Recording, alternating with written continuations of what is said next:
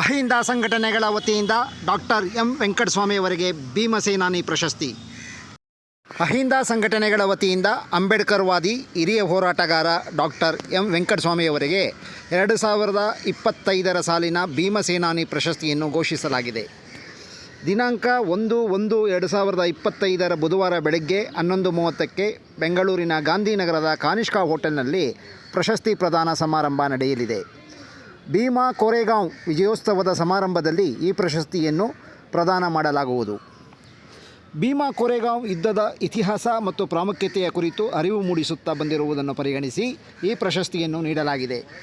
ಇದು ಅಹಿಂದ ಸಂಘಟನೆಗಳ ಒಕ್ಕೂಟದ ವತಿಯಿಂದ ಕೊಡಮಾಡುವ ಚೊಚ್ಚಲ ಪ್ರಶಸ್ತಿಯಾಗಿದೆ. ಈ ಪ್ರತಿಷ್ಠ ಪ್ರಶಸ್ತಿಯು 10,000 ನಗದು ಮತ್ತು ಪ್ರಶಸ್ತಿ ಫಲಕವನ್ನು ಒಳಗೊಂಡಿರುತ್ತದೆ.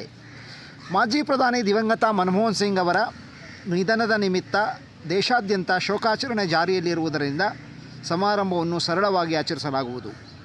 ಮಾಜಿ ಸಚಿವರಾದ doctor B T Lalitha Naik ಅವರು ಸಮಾರಂಭವನ್ನು ಉದ್ಘಾಟಿಸಲಿದ್ದು, ಸಾಹಿತಿಗಳಾದ SG ಸಿದ್ದರಾಮಯ್ಯ, ಡಾಕ್ಟರ್ ಮುಕುಂದರಾಜ್, ವಡ್ಡಗೆರೆ ನಾಗರಾಜಯ್ಯ ಮುಖ್ಯ ಅತಿಥಿಗಳಾಗಿ ಭಾಗವಹಿಸುವರು.